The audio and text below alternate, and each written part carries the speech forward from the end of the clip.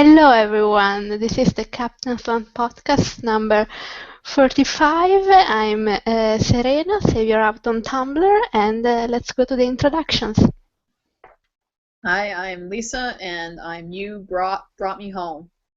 Hi, I'm Mai, and I'm Naomi Fraser-Jones. Hi, I'm Michelle, and I'm To the End of the World or Time. I'm Steph, and I'm Bookstore Romantic.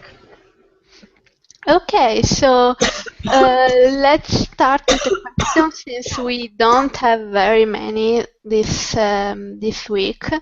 So, and one of them is from Ro, who's not here because he has to do stuff, be with his family. I don't know, less important stuff. So I don't know why he chose to go there. His family full of bagel swan shippers. Yes.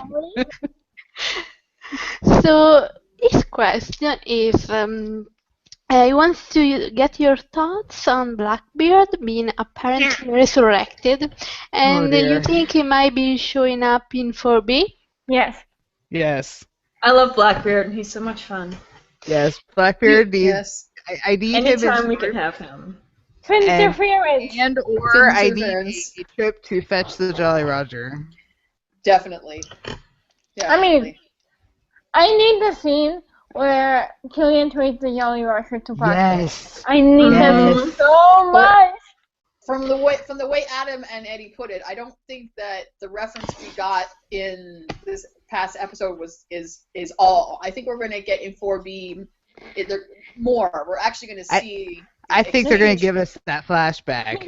They're going to give us that flashback to him. Didn't they say something on the line? The Jolly Roger. Because can you imagine how much Blackbeard must have taunted him after their sword fight and chucking him in the sea and stuff, and then here he comes back, crawling back, because Blackbeard has something he needs desperately to get back to the woman he loves, and Blackbeard was all, I heard you gone soft and all this stuff, and then it's going to be like, yep. Okay. Blackbeard makes Hook say he's a codfish before he gives him the bean. Okay, guys, but do you actually think that Hook traded the Jolly Roger to Blackbeard? Because it doesn't really make sense that it all is angst in the Jolly Roger in the episode if he knew that Blackbeard was saved by Ariel. I actually think he traded the bean to someone else and the Jolly Roger to someone else, and then that someone else gave it to Blackbeard. Because otherwise, if he knew that Blackbeard had been saved, that whole episode doesn't hold up. I think he traded it to Blackbeard. I think that it doesn't make sense either way. It's like, when does this show ever make sense? They're just going to say, oh, well, he knew Blackbeard survived, but not that he'd been saved by Ariel in some, because Blackbeard lies. To preserve his angst from last season. Yeah, Blackbeard's a lying liar. I think for sure he traded it to Blackbeard and not some mysterious other party that we've never even heard of. I mean, but since we know that there's going to be Ursula in the next half season, I think it would make sense if he traded it to her, because but Ursula's a goddess. What does she need an enchanted ship for? Exactly. Who knows? No, it actually makes perfect sense for him to trade it to Blackbeard. Yes. Word on the waterways passes very quickly amongst pirates, so it wouldn't have taken him long to find out that Blackbeard did indeed live. And even if he didn't know that Ariel was the one responsible. And Anna said it herself. She went to Blackbeard because she knew that Blackbeard was a connoisseur of rare objects. And what is more rare than a magic bean? Yep. So Hook was Killian was that desperate. He had no time left. He was that desperate. He had to do whatever it took. Can you imagine, though? Oh, you need a magic bean. You took the ship that I had all of my things on. I fell into the water with nothing but the clothes I was wearing. The magic bean? Thanks for the ship. By the way, it's in the cabin. You had it all along. That'd be hilarious and awful. But I mean, that's a testament to the sacrifice that Killian was willing to make. That he was so desperate, even for the possibility just to see her face, that he traded the most important thing in his life to the one person he hates just the littlest bit less than the Dark One himself. Honestly, and then they say. I mean, really, it's Occam's razor, and the simplest answer is Blackbeard, so it's probably Blackbeard. I still feel like it's a retcon from last season, definitely though. And you guys were also talking before we started recording. You were also talking about the theory of Blackbeard being Hook's father. And I know at least some of you. I think I remember at least some of you being last year before we actually met him for the theory. But now you don't think so Well, anymore? as far as I'm concerned, the Jolly Roger made it impossible. I mean, I think that Blackbeard was like the most famous pirate when Killian got back from Neverland, after he'd been there for 300 years or whatever, and so that made them contemporaries and not father and son. It's just the math unless we find out that Blackbeard is somehow immortal or something, the math just doesn't hold up. Not only that, like I was saying, Killian's father had a profound effect on his young life that changed his whole world. And I don't care how long he was gone. If you don't forget that, you don't forget your father. So if Blackbeard was indeed his father, Killian would have recognized him on sight. Blackbeard might not have recognized him since he hadn't seen him since he was a child, but Killian was definitely would on sight. So yeah, no way. Okay. Can you hear me? Can you hear me? Yes. Yes. Yes. It keeps freaking out on me. Oh, okay. But okay, There's- back. Maya, there's two of you. Yes, There's two. it keeps freaking out at me. There's two Bellamy's. Raise your Bellamy's. Specify. Raise your Bellamy's. Okay, we have two more questions from Daisy Fan.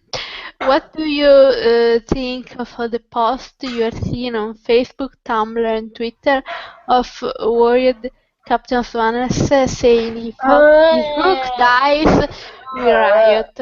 Mai! Are you done? What are those noises? It's like seriously, if at this point you haven't noticed that killing George is an important part. I don't know why. There are like 3 lines left in the question. Let me finish. Okay, alright. From what I heard, he is not going anywhere.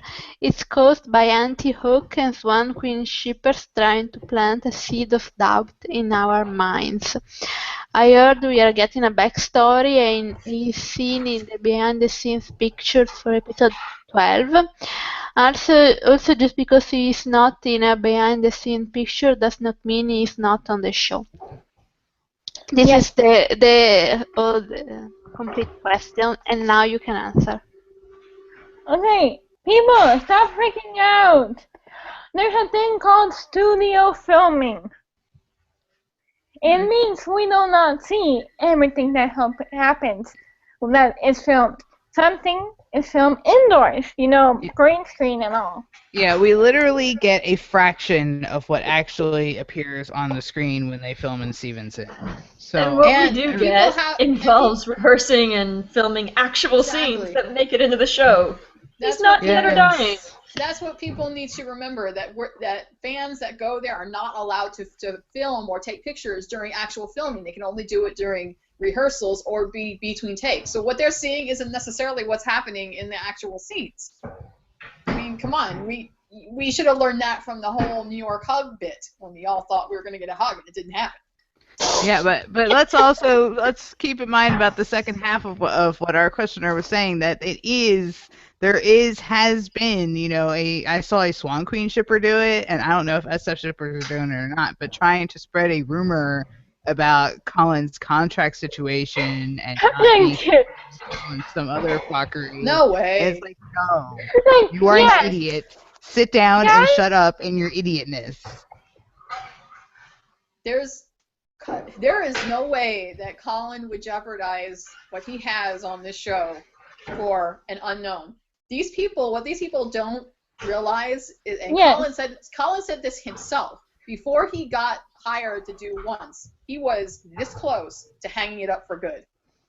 Because he didn't have a lot of work. Ireland is a small country. They don't have a lot of work. So he was very close to quitting the whole business. It wasn't until he got this show that his fame exploded. He is not going to give that up. Come on. You do not move your entire family, newborn son. So your son is born here, and you move your dog. You know how hard it is to move a dog? Yeah, from a different country, yes. I mean, seriously, just today somebody was by the set and Colin has his dog in his trailer. Come on, people.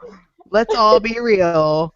You're just bitter shippers who are not getting what you want and are trying to bring CS shippers down by trying to spread ugly rumors that don't make sense. Remember in season 2 when Colin broke his leg and there was a rumor going around that he was going to LA for pilot season, and it turned out the only reason he wasn't filming was because he was physically incapable?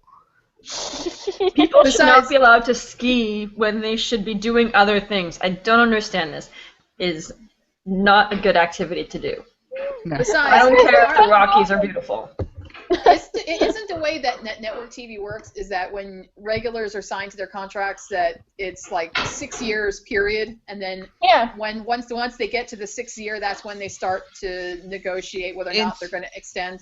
It's usually 6 or 7 depending on the network. Yep. So they're only in 4, and Adam and Eddie have written out ideas for at least 5 years worth of television, and I don't see Once going away anytime soon. And I don't see I mean, some of these same people are trying to spread the Once is getting canceled because the ratings are terrible rumors, and it's like, no. I mean, clearly a moron who can't read. Once consecutively wins its time slot every week. And now it's a reliable performer for ABC who, let's be real, does not have all that many reliable performers on their schedule. People are obsessed with it. They sell merchandise. They sell DVDs. It's successful overseas. And the only show it's not going anywhere for at least another season or 2. The only show that has started to gain, fame is How to Get Away with Murder, which is on Thursday. That's the same. And honestly, when promoting ABC shows, Colin and Amy and Once Upon a Time have the biggest promotion. Exactly. Once is their top commodity. It's their biggest show. They would never in a million years. Well, it's not their biggest show. Scandal's their biggest show. Scandal? No. Scandal is no, it's Scandal. It's Scandal, trust me. Scandal or Modern Family, I think one of them, either one of them. Well, let's just say that Once is like in their top. I mean, trust me. Once is in their top 5. I'm gonna say drama-wise, it's Scandal, How to Get Away with Murder, Grey's Anatomy, Once, and maybe Agents of S.H.I.E.L.D. Agents of S.H.I.E.L.D. is like getting beat by The Flash one week. But they air in different hours, Serena. Yeah, but it's kind of embarrassing anyway. Is this the CW? Yeah. That's because Agents of S.H.I.E.L.D. has had a terrible lead-in. Like, their lead-in's been awful. But the show itself has been great. Not only that, but Once has just, and big, huge, oh my god, for us. They have won Tumblr's, like, #1 canon ship overall. Or number 4 canon ship and #1 overall. So it's like, holy fucking shit. And if you honestly believe that the people that are associated with the show are not aware of what's going on Tumblr, they might not say that they actively look, but trust me, they fucking know. Look at the ships we lost against. Bestial. Okay? John Rock. I have no idea what number 3 was. But they're like a One Direction ship, isn't it? Oh, right. They're all non-canon ships. It's And number 4 Harry was Styles us. and Lewis from One Direction. And you I'm know scared how that I big know it is? that. I am scared too. I mean, we seriously, are. one is a real life shipping, and the other two are non-canon / ships that are never gonna happen. Yeah, I Yes. think out of the canon at ships, there were only Captain Swan, Olicity, and Delena, I think. Yeah. Yeah, And the other once Internet's a upon crazy a time place. non-canon ship that claims to be the hugest portion of the fandom What's came in. number What 20? number? Thank 20th. you. 20. 20th? That's So low. yeah. For as Number much as they 1. whine, yes, it's very low. Okay, we have one last question, the same asker, and I wasn't sure if I should read this because Ooh. yeah, it's controversial. Uh-oh. Let's try to answer this with a thoughtful response. I won't because this is absolutely Aww. crazy. And I feel like I've answered it 50 times, but let's That's what I try have. to give a thoughtful response. And they want to know, I'm paraphrasing. I'm paraphrasing and leaving out the more. They want to know what is this rape culture thing that the Swan Queen shippers are talking about. Oh, why? I don't think we even have time to actually get into that. Oh Because my There's that like would- a that would- million Okay, explanations okay. on Tumblr. Let's just Can we say. find one Let's and just link it? let's just start by defining maybe rape culture because not everyone knows what it is. Does someone want to try and define what rape culture is? Not if you paid me. Regina. Off the top of my head, not if you paid me. I don't want to get into that stuff without thinking about it Well, first. rape culture is like this idea that the woman is responsible for what happens to her, that she has to dress a certain way in order to not attract attention, and that the Not guy tempt the should guy. not be, that the guy bears no responsibility even though he is And the boys will be aggressor. boys. Yeah, by saying boys will be boys and teaching them that, it's okay to leer at girls if they're wearing something skimpy or, like it's a whole power dynamic, sort of. Yeah, Well, I think it's definitely a complicated definition, and that's a good one. But obviously, if you guys are really interested, and I think everyone should be interested, of course, Yes. you can Google essays and discussions on this that are more thoughtful than what we can discuss in like once upon a time podcast and a Captain's Down podcast. And the fact that I think what this person was asking is why they were accusing Swan Queen shippers or Swan Thief shippers or whatever, why they are accusing Captain Swan of because he contributing makes to teenage. rape culture. I'm sorry? It's because he makes innuendos. Yeah. Really, that's it. That's what they're all. That's all they're It's basing. because he makes Yeah, innuendos, and people who don't like him try to claim that those innuendos are unwanted and poorly received. When Emma is constantly making out with him. It seems like every scene that we get of them showing affection or them kissing, they're always piping in saying, "Oh, she so didn't want that, and she doesn't want his attention." And I'm like, Basically, what what the hell they're are you talking doing is about? they're projecting their own uncomfortableness with some of Hook's behavior onto Emma, and completely disregarding Emma's own personality and agency in what's going on. Every single intimate interaction she and Killian have had has been, almost all of them have been initiated by her. And every And single all one of that wasn't initiated, and the one time that it was initiated by him and she didn't want it, she kneed him in the jewels. yes. You could And also argue can the we- hug in Tallahassee was unwanted. Oh, Okay, they actually Back And when she he was pushed- being a and creep she and on the pushed- villain side. And she pushed him away, and he respected that. Yes. you and I you always could laugh. also argue that Emma trying to get Hook past Hook drunk and make out with him Oh, they while actually knew that. They say that it was since he made the stupid comment about that seems to be my tactic, that he always needs to get drunk, girls drunk to have sex with him. Have you looked at him? Have you seriously looked at him? He does not need to Like, get I drunk. must say that was an awkward line, and No, they it's could have stupid. thought. That's why I call it a stupid line.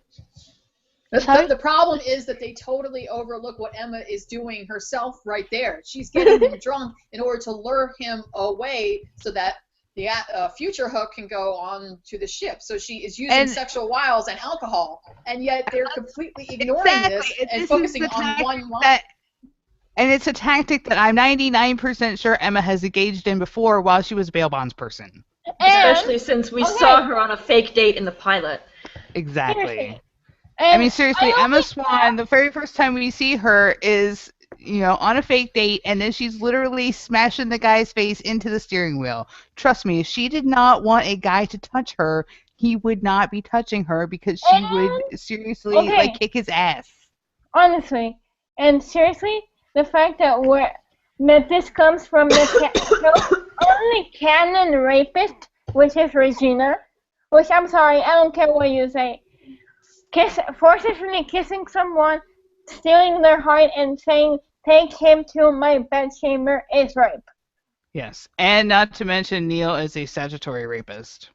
This is the hypocrisy of everything that they bring up. They canonically ignore everything that Regina did to Graham. They canonically ignore Robin Hood having sex with another woman while his wife is a frozen popsicle.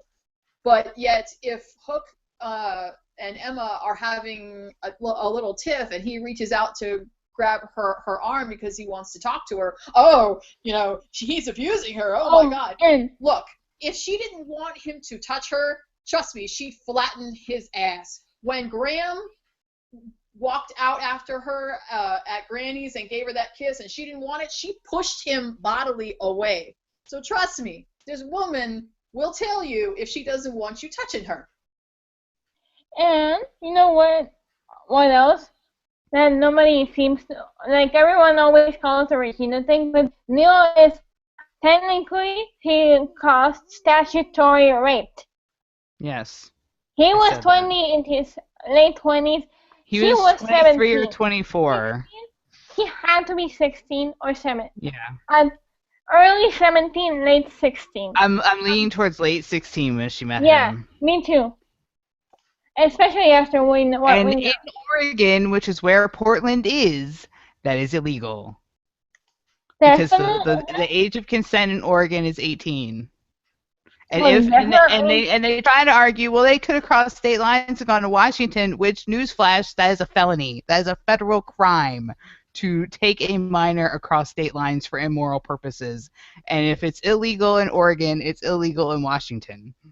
Mm-hmm. But beyond all of that, if you look at every single moment that Emma and Killian have ever shared on screen, every time that he has touched her, grabbed her arm, kissed her, flirted with her, whispered something into her ear, hell, even when they were sword fighting on the beach, she has never, ever once said to him, "Back off, don't touch me." Nope, she has never said no. She has never, ever once said no. She said not now, but she's never said, "Leave me alone." Except in 312, but that's understandable because she didn't know him. Because she didn't know who he was. And as soon as she decided he was, she wanted to give him a chance to see if he was really telling the truth, she went and bailed him out of jail. Well, she put him in.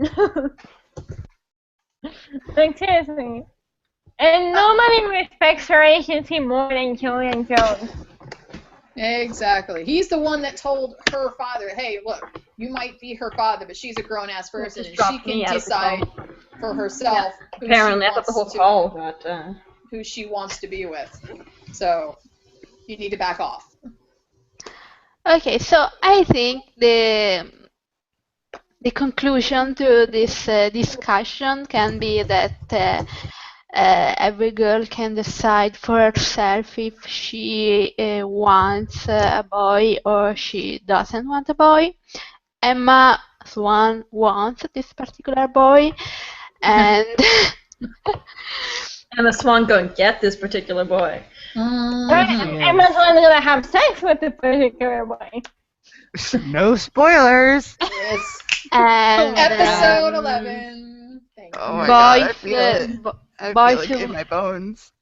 Yeah. boys who don't They're take safe no for an and answer are not good, and you are right to call them out. and But kick them on the mouth. yes, but using a very serious argument because just to fight back against a ship you don't like is not cool. No. So, everyone should keep reading and thinking about rape culture because it's an important issue, but don't use those issues, which rape culture or even gay rights or whatever is in your mind, don't use them to prove that like your ship is better or whatever, because that's just shot. Bullshit. It's not canon. No. Exactly. So And it's bullshit. those are all your questions today, so we can start talking about the episode finally. What what did you think of the episode? I thought it was a mess. Perfect. Arendelle was perfect. I thought the plot was a mess. I thought all the emotional moments were like really on point and really great, especially the Kristoff Anna one, which we didn't know was coming. I thought, they did a really good job with it. But the actual plot and the hand waving and the magic wishing star shit, I thought was more of a mess than the Black Well, Fairy. for the wishing star, I knew the necklace was gonna be important. Excuse me, I'm sorry. Sorry for a moment. Because there's a noise in the background. I think it's from Lisa. Can you move maybe? Because otherwise, when I edit the podcast, I have trouble deleting There's the no noise. noise in here. That was just my mother coming into the room for a second. She's already left. I was the only one hearing the noise. Maybe it's a No, problem. I heard That No, you weren't. No, I heard it too. I don't hear it now. That's So- telling me that was my mother talking to me. I was trying to get her to leave. Okay, well, it's not. The only thing you can do with mothers is lock them in a jail cell like Emma did.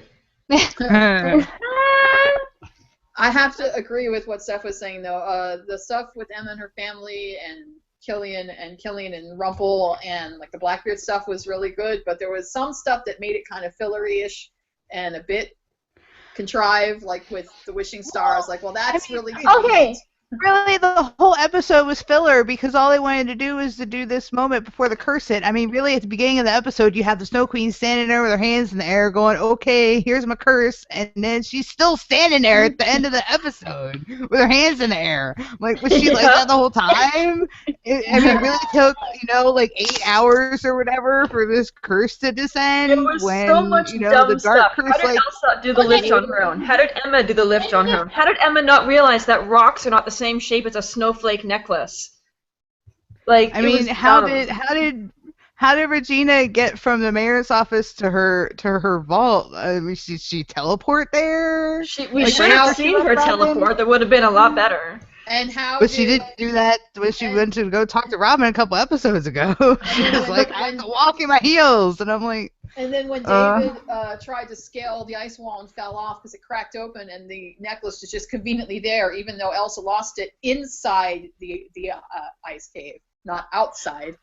I could follow that maybe it had fallen down and then come through. I was okay up until the whole snowflake wishing star. The wishing star business in the flashback I thought was dumb. I was like, how did this miraculous information come to light? Like, Anna, you were reading this journal when exactly? Like, you went to Misthaven, and then you found out about Blackbeard? I think she took it with her. I think she took the journal with her. At least that's my headcanon. She took the journal with her. I think they just needed a convenient way to get Anna and Kristoff into Storybrooke, and yes, they just used it. I knew that, but it was dumb. Was gonna be important. Like, yes, was it contrived? Yes, but this is once upon a time. Most things are.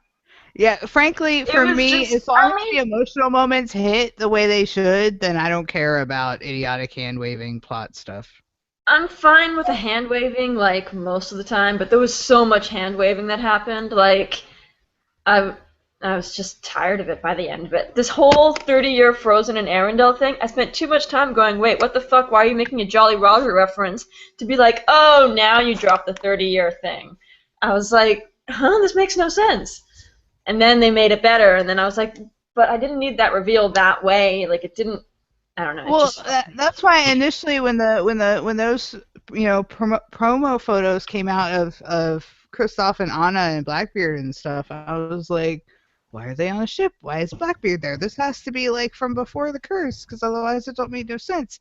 And then I realized, and then after the episode aired, I was like, oh wait, they wouldn't really have Anna and Kristoff 30 years older than Elsa. That would be dumb. So they had to have them frozen for 30 years. Well, you already knew that because when we got the pictures of them reuniting on the beach, their ages were the same as they were, so you had to assume. Well, yeah, but if you're just watching the episode, I don't know. The whole 30-year Frozen reveal was, like, off for me. The whole business with the mine was off. The whole everything was off. And the Snow Queen wasn't even in, like, the Enchanted Forest / Arendelle. She was in our world for 30 years watching Emma. So how did she undo the spell? Did she like pop into a portal and undo it, or what? I have a headcanon for that one. I can fix that. It takes, like, it's like a battery, and it's like draining some of the battery of your power. Like, she needed all of her power and all of Emma's and Elsa's to use the spell of Shattered Sight. So she let Arendelle be unfrozen because she needed to take that magic reserve and use it to cast the spell of Shattered Sight. I gotcha. That's my explanation. Yes. Honestly, that makes sense. They focused a lot on the necklace, so I knew the necklace was going to be important. That's more than my sisterly thing. Yeah, but it's just weird that they had the wishing that Anna had the wishing star the whole time and didn't know. But the other thing that seemed kind of like I had to call the bullshit flag during the Blackbeard flashback when he seemed like Hans and his brothers were in some sort of alliance with Blackbeard and his crew, and I'm like, we're talking about the most vicious, bloodthirsty pirate on the seas, who has a complete disdain for anything that is royalty. I mean, he took Eric and held him for ransom for money. Why the fuck would he give two shits about Hans and his brothers? Hans has like he into a recently unfrozen Arendelle. Hans is like, hey, I've got some money here in this tiny pouch. I want to like kidnap a princess for me. Let's be real about something. That wasn't a flashback. That was happening like almost simultaneously with what was going on in Storybrooke. I know what he said. He said, I control the vast armies, I control the navies, and I control he became like, no, you don't. He became. Please, it's Hans. He's an arrogant asshole. Of course, he's going to declare himself king of everything the minute Honest leaves the castle. Because he's just like that. It does make for a really good reason why the Frozen cast has to go back to Arendelle, though, at the end of the plotline. Yes, they have to leave that shit for Hounds to rule. My headcanon for that is that when they stop Rumpel, because obviously they are going to stop him from using the hat, that when the magic users come out of the hat, the apprentice is going to come out the hat, and since it's already been established that the apprentice can open doors. Open doors to different realms. They're going to open a door. He's going to open a door to Arendelle, and Anna, Kristoff, and Elsa are going to go. Yeah, that's the first thing I thought when we saw that in the flashback. I was like, this is a great way for them to get back to Arendelle. Either that, or they can just use the wishing star and wish themselves back. I think that worked more than once, and they could wish the spell of Shattered Sight, whatever, broken, and woohoo, fun done. But honestly, I don't know if you guys felt this way, but I certainly did. Seeing the way that Blackbeard was using the Jolly Roger, it kind of broke my heart a little bit, because Killian would never have wanted his ship to be used in such a way.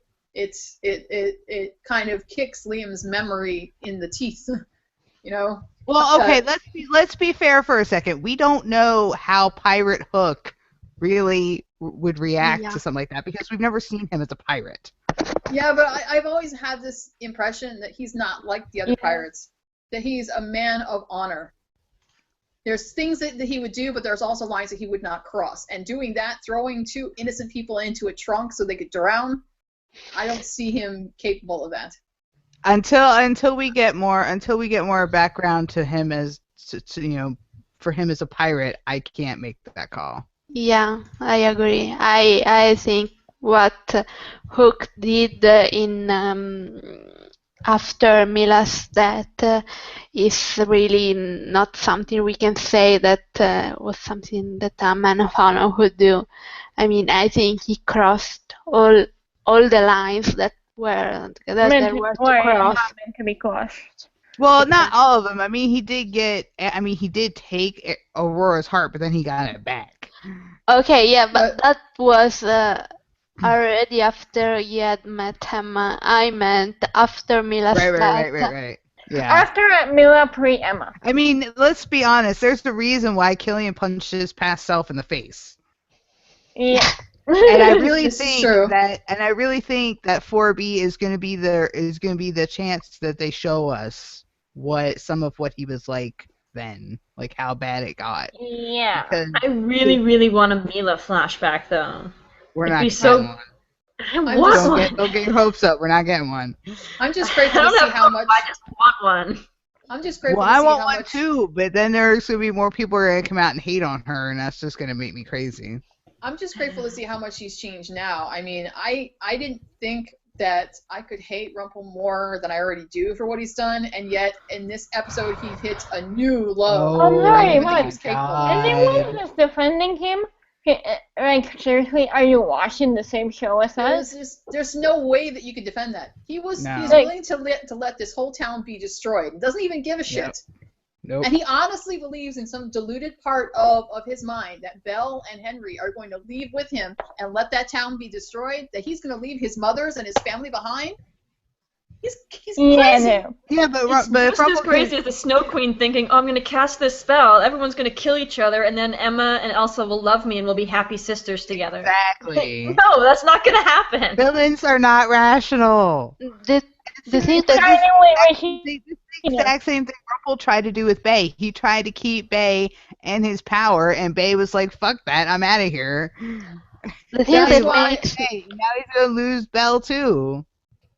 And honestly, in that scene between Rumpel and Killian outside of the pawn shop, that shows right there in glaring, like, clarity just how different and how far Killian has come and how different he is from Gold. And the fact that he said it himself, he's like, look, she loves you. You could have everything that you could possibly want and in this woman, and yet you're choosing this?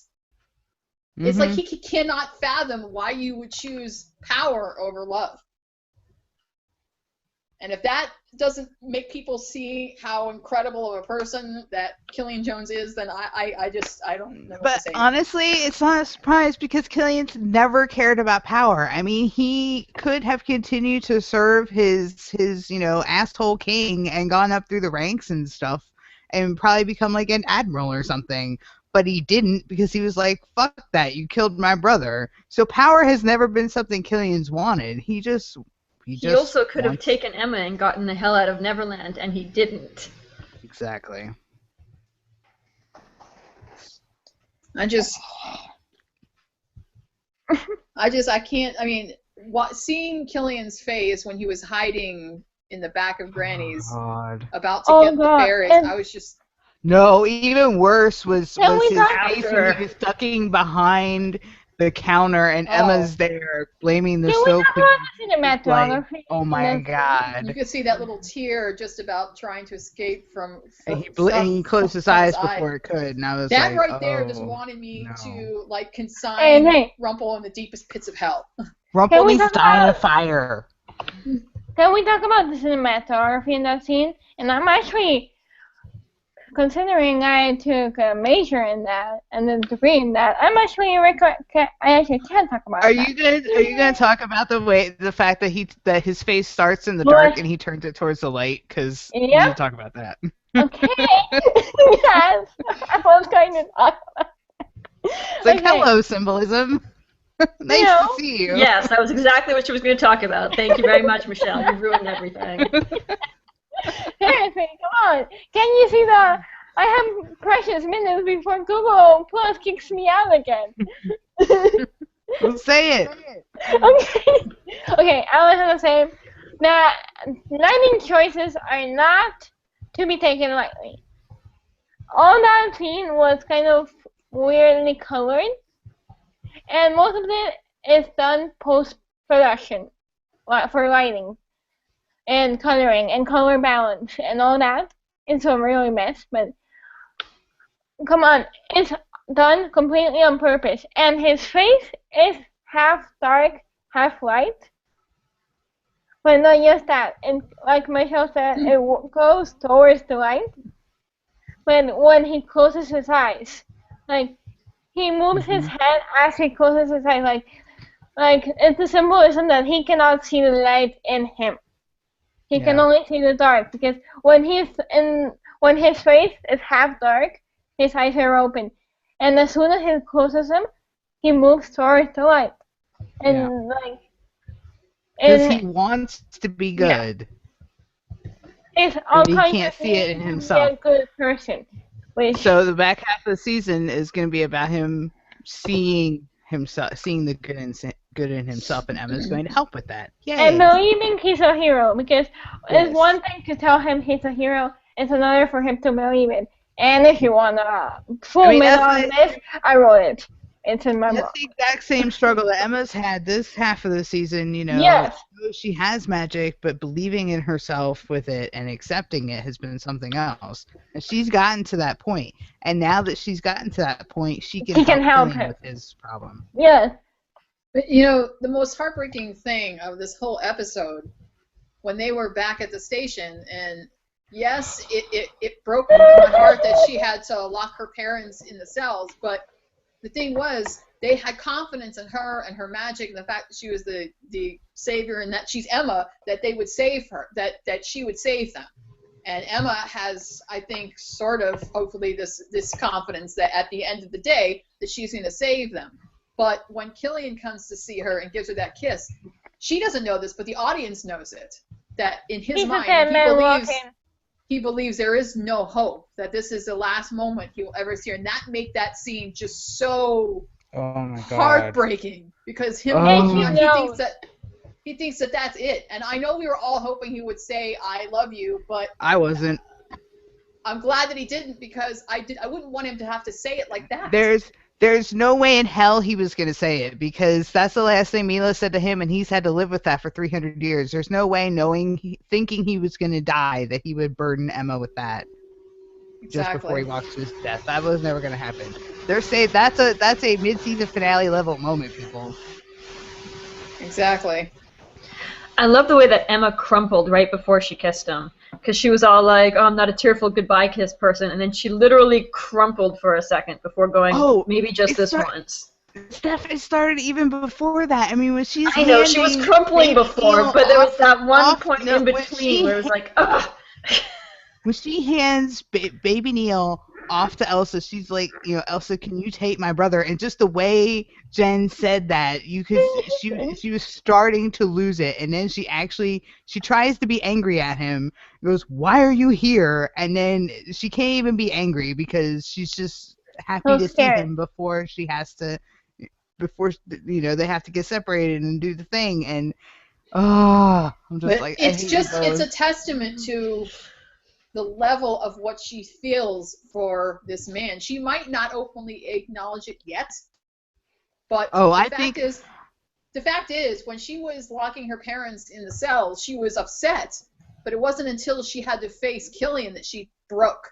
She just broke when down. did that happen another time? Like season 3, episode 11? Going home, yeah. And I think, and you see, you know, after Killian leaves, You and see her respond to it. She's like, yeah. "Shit, what is going on?" Well, no, I think the little, touch of her lips and everything. I think that was there were two things going on there. Yes. One, obviously, she recognized that something is off. There's something wrong with him. Yeah. But she obviously can't focus on it right this second because hello, curse descending.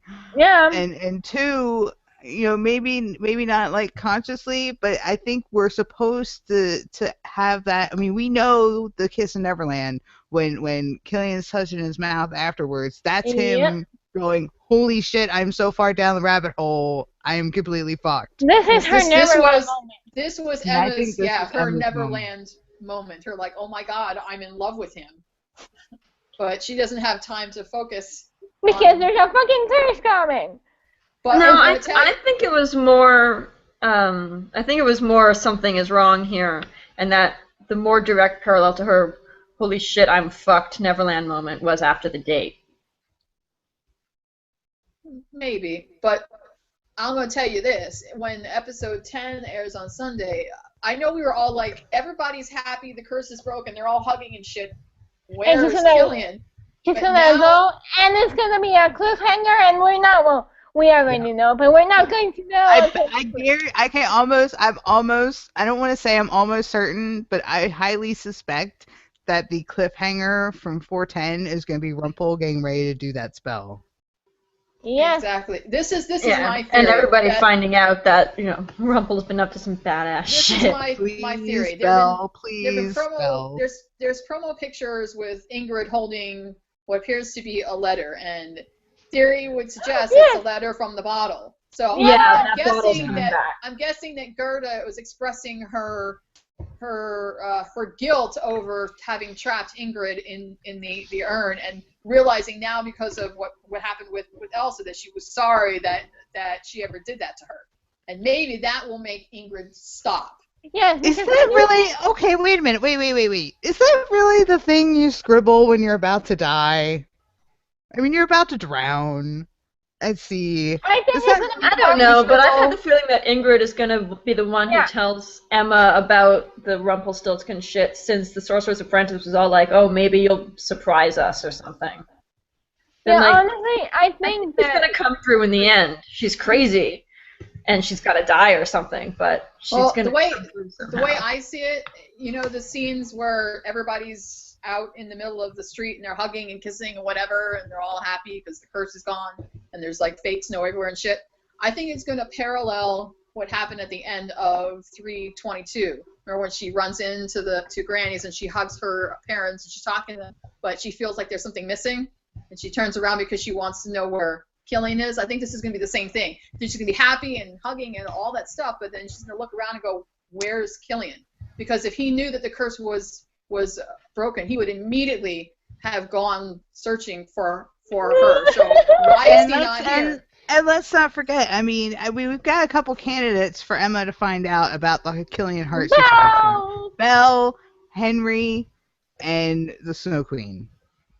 Well, they're based on the spoilers. It seems like it's going to be Belle.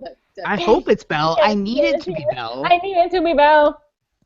I need my Captain Beauty program. Either way, Belle is going to be involved, right? I mean, we've heard that. Belle is highly involved in the Rumpelstiltskin shit. Because I am so tired of her Stockholm Syndrome rug-shoving bullshit. This can't be forgiven. It just can't. Yeah. I want my There's Captain actually Beauty a lot of people who aren't affected by the curse when you think about it out of the core cast. You've got Emma, Elsa, Anna, and Rumpel, Belle, Henry. And possibly Killian. Killian possibly. And question mark over Hook, yeah. I don't think. I mean, I saw that's flash in the promo that has Will Scarlet and Hook, and I don't think he is. Because let's be real, if Will Scarlet attacked Captain Hook, like worst self Captain Hook, he would be dead. He'd be dead. Will Scarlet would be a dead person. And then we'd have He killed Claude, the poor guard, poor Regina's guard, Regina's guard. He killed Claude with his hook without even blinking. But so trust me, if Scarlet attacked him, he would be dead. and Will's clearly not dead. So And it's okay, either one of two things. It's either one of two things. Either Killian is not affected by the curse because Rumpel has his heart, or the fact that Rumpel has his heart and therefore control trumps the spell.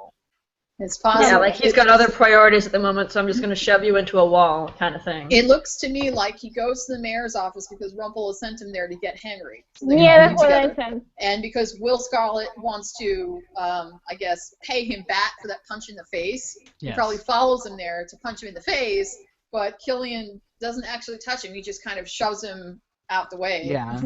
And then proceeds to trip on a bunch of marbles. Oh, God. Yes, there are worse selves. You're an Iceman. Oh, I'm not Iceman stable boy. That part's going to be funny.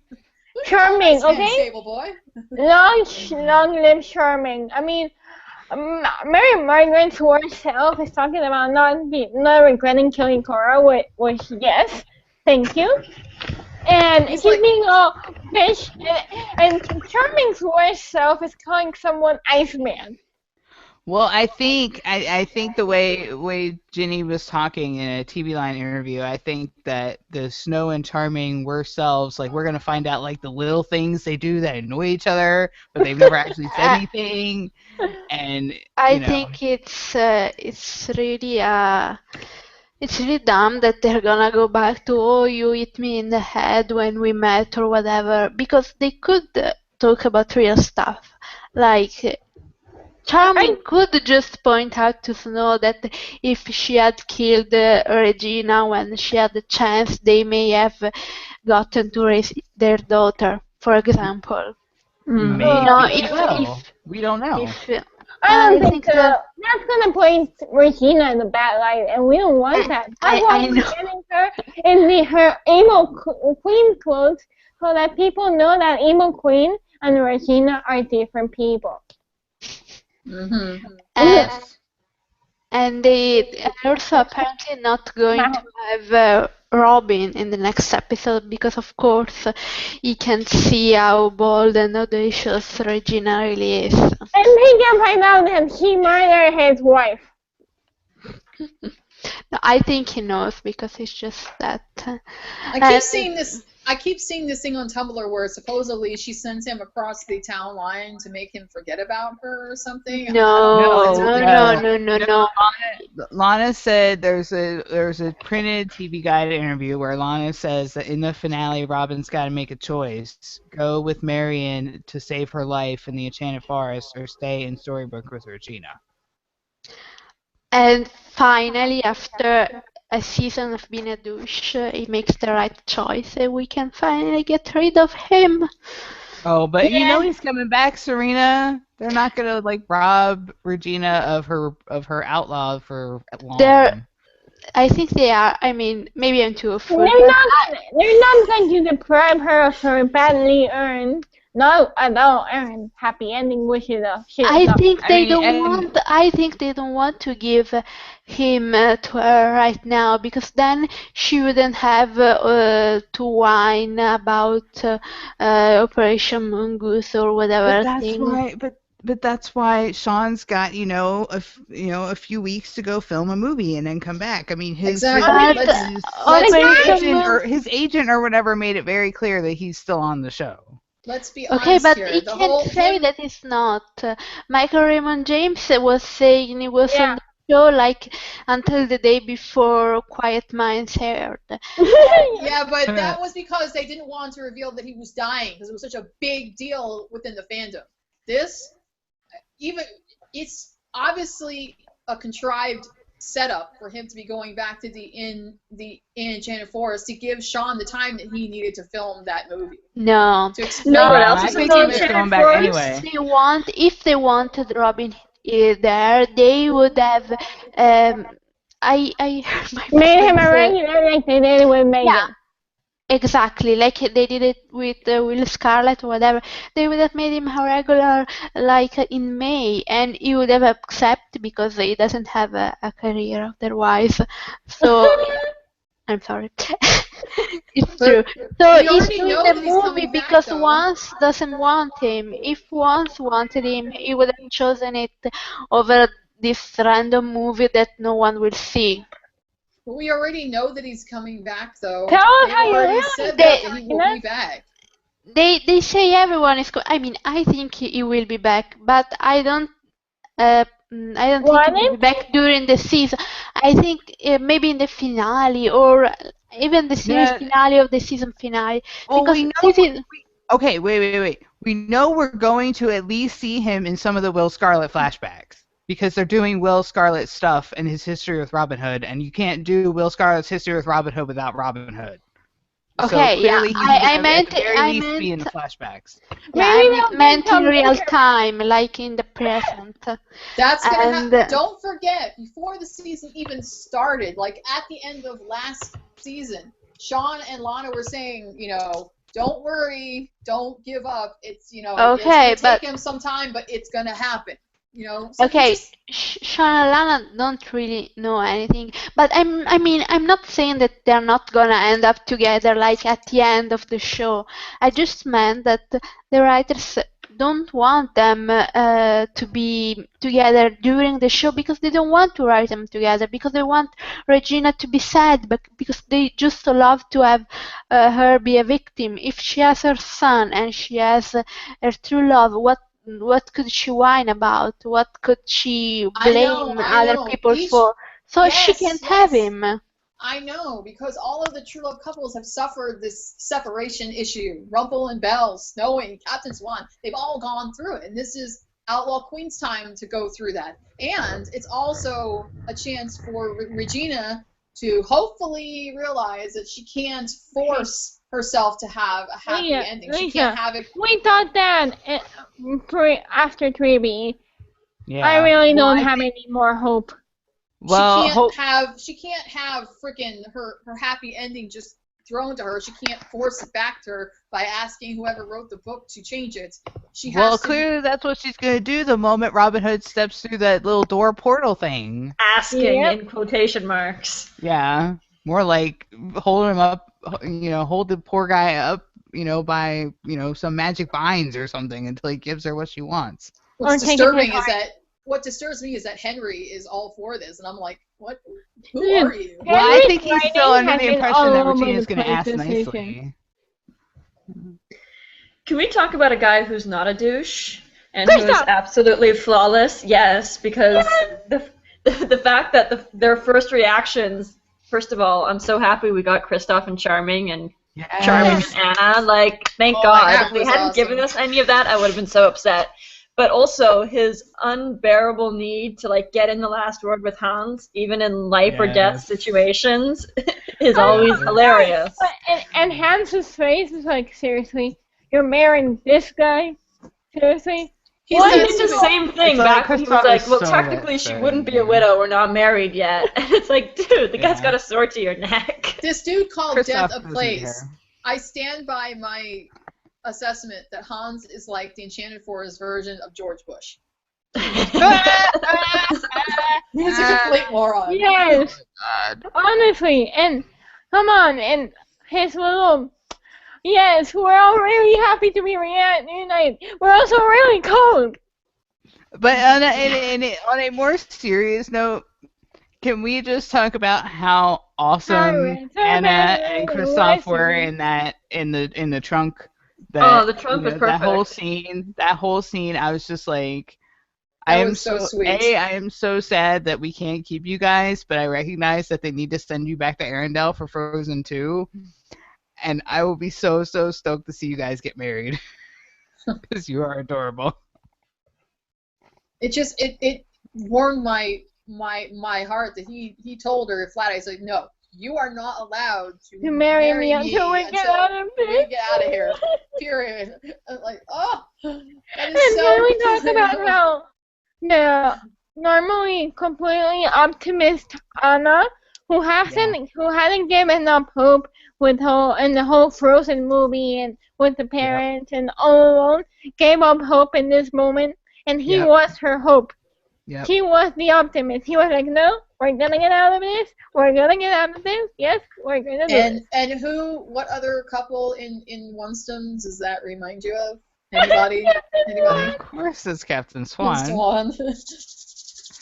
This is why, and I appreciate the fact that they had the whole hand holding underwater was a complete callback to Emma and Killian after their date with their hand holding. Yes. And come on, and okay, can we talk about pirates?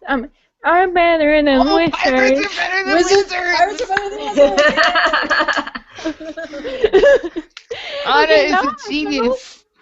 Dude, that was a total tongue in cheek. Oh, that was completely for the slow people in the back who, for some reason, are still rooting for Rumple. And actually, if you think about the lyrics of the song, they also fit the situation. They Pirates do. are better than people. Wizards will cheat you and con you and beat you. Poor Sven. They have to go back to Arendelle and save Sven from being Yeah, under they have to Hamza's save control. Sven. He's stuck in the stables. Yeah, he's stuck in there. He's stuck there with with Hans, man. Save Mhm. Sven. Operation Save Sven. Yeah. Oh, but yes. And I love how the first reaction was for all three of them was, "You cut your hair!" Yes. Yeah, that was perfect did you. and hilarious. And Emma and Anna were like, "Wait, not that you didn't look good in the other one, but you also look good in here." And everyone's like, "Anna, shut up." And Snow's like, what is this mysterious hair you're talking about? Yes. Wait, how And is your daughter? Wait, I Emma? think they just needed that little bit of levity We all know, needed it, as a let's be break. real. Yeah. Yeah.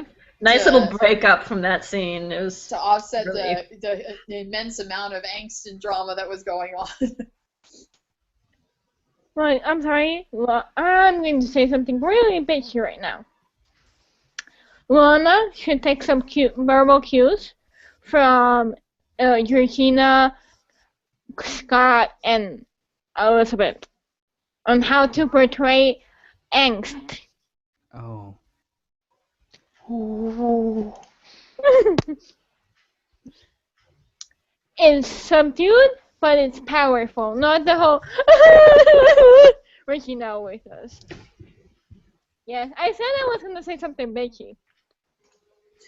Hey, I don't Hey. blame you, because when she brought Henry to the mayor's office to seal him in there, I thought she was going to be more like, "Oh, I'm so sorry that this had to happen, and don't be scared. I promise we're all going to be okay. And no matter what you see, just remember who we really are." And all she could say was, "Oh, I'm sorry, I didn't focus more on operation. I'm sorry I gonna- was fucking a married man. Yeah, I'm sorry that I let my relationship with Robin Hood get in the way of Our stupidness. Although I Operation do have to force a I happy do- ending, you know? I do have to say that I did appreciate that when Regina was trying to make Robin go away, and he's like, "I'm not afraid of you." She's like, "You really, really should be." Exactly. yeah. That was like, the "Dude, you most go." The self-aware. That implied was the most drama. self-awareness I've seen from her, like, in ages.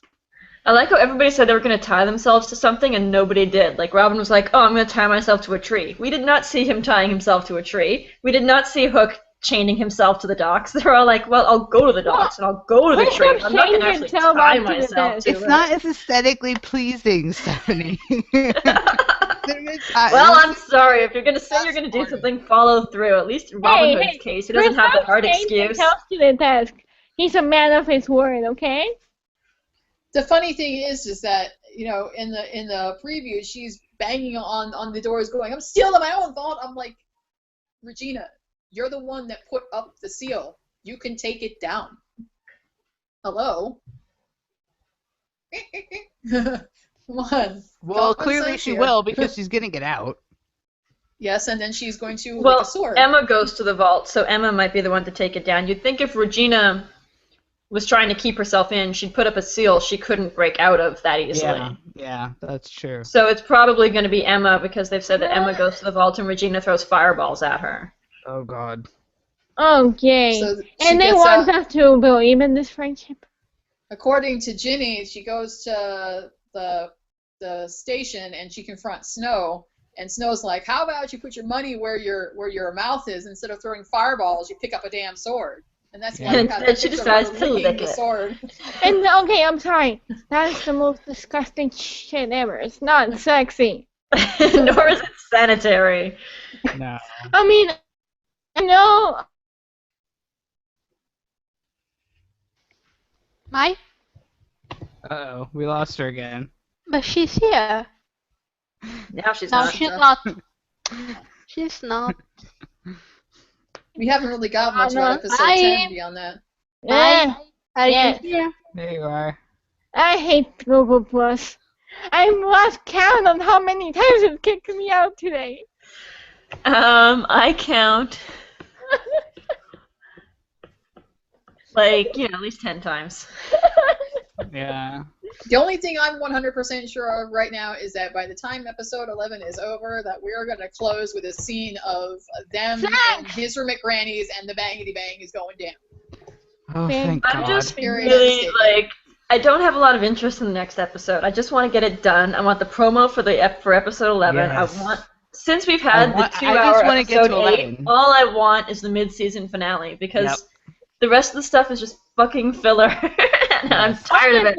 I want Rumple. I don't care about the stuff. Especially because the next episode is being written by the same douche who wrote episode 5. So yeah. What do you Oh, think that God. means for our Emma flashbacks? Oh Well, my he wrote God, the I Emma thought- flashbacks in episode 5 too, right? Yeah, That was probably the same means episode. that Emma drawn a puppy or something. All I Okay, can say I'm is just gonna that say it. I really hope we could get a Captain. I know it's not gonna happen, but I really hope we could get a Captain Charming scene. While they're cursed? Yeah, like the whole Kristoff and Charming scene. Iceman. Yeah. No. I think they're gonna keep Hook away from the Charmings. Yeah, I know, but that's why I said it's probably not gonna happen. Except for Henry, of course. and she's going to go after him, and that's when she's going to find out, oh shit, Rumple's up to some I shady need shit. to see Emma's face when she sees Rumple holding Killian's heart. Yes. And And what about the spoiler that Belle is gonna be involved? What do you think? Well, obviously her marriage has to fall apart. Yes. Like, I mean, this she is has to going be to involved destroy if her her. marriage can fall apart. I think Belle's going to find out. But Somehow see- Belle is going to About find the out. heart. Yes, but because I think that's the only thing powerful enough to get Belle of all people to recognize just how far Rumple has fallen off the wagon when he's physically holding Killian's heart, which is red, by the way, and not Very rotten, and holding it in his hand, threatening to kill him. I mean, that's the only thing strong enough. And Belle's gonna be Yeah, 'cause devastated. if you but told her- I'm going. Oh, But I have I'm this going magic to hat. enjoy. You can free you from the dagger. She'll be like, okay, you deserve to be free from the dagger. You're a good man. But if she sees Exactly. him about to crush a heart, that's a whole different ballgame. and honestly, and I I want. want to see her. I want to see her overcome her emotional devastation at being betrayed and lied to by Rumple, and Yes. still help save the day. Hmm. And honestly, I want a comment towards Killian that says, I'm sorry, your heart's not rotten.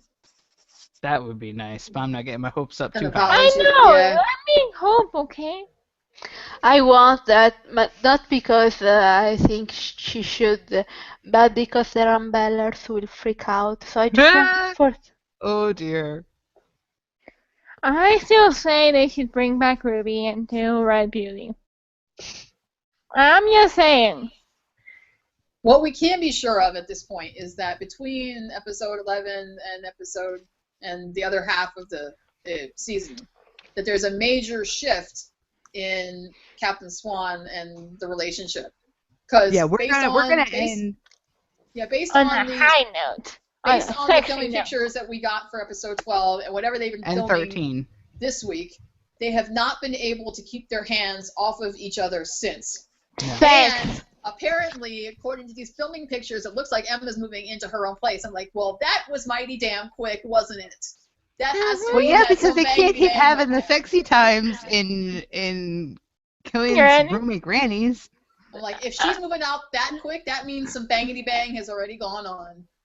Yeah, right. And Granny went like, please, move out. Or maybe they get the loft free for a night, and that's why they set up that set with Emma's room upstairs, and Emma's like, after the bangity bang in her bed in the loft, she's like, okay, I gotta get my own place because otherwise it's gonna And be you know forever. She what might would do be this the again. best? If somebody walked in. Oh God, let's not scar more people for life. Unless it's charming. I'm still on like the high of the fact that they're walking out of Granny's and they're so wrapped up in each other that they don't even notice the two villains walking past them into the restaurant until David comes on, Something's like, clearly going on there. That's strange. Until Yeah, David maybe they don't know walks they're in. villains yet. There's some sort of show explanation there. But I'm like, the fact is that they are so wrapped up in each other. It just makes your heart warm and tingly. And Yes. So basically, we're ending 4A in a much better place Sexy. than we ended 3A. Yes. Okay, do you guys have any last comments on the episode? Okay. Thoughts on the whole True Love's kiss in 4A? I say no. No. No. Thank No. you. I love Not you, yet. but not a TLK. Yeah, I know I there's love you. some people that are camping out on that particular hill, but I don't think that Yeah, they're no. at that point yet. Nope. No. Not quite yet. We'll get Maybe there. end of 4B. Yes. I say Yes. 4B. I've always said 4B. Especially because of Maleficent. Okay, so other thoughts on the episode, or we can end the podcast here? I think we're good. Kristoff was perfect. I'm gonna miss him so much. What will you do when you can end a podcast with Christoph was perfect anymore? What are you gonna end the I don't podcast know. I'm with? gonna have to find another thing to end. Not a I'm gonna perfect. probably end like I miss Kristoff. She'll move over to Will Scarlet or something. Yeah. We'll be getting more of him in 4B. I love Will Scarlet. I love Will Scarlet as an extension of my beautiful queen. Okay, so this is the end. We will be back next week. Thank you everyone for listening. Bye. Bye. Bye.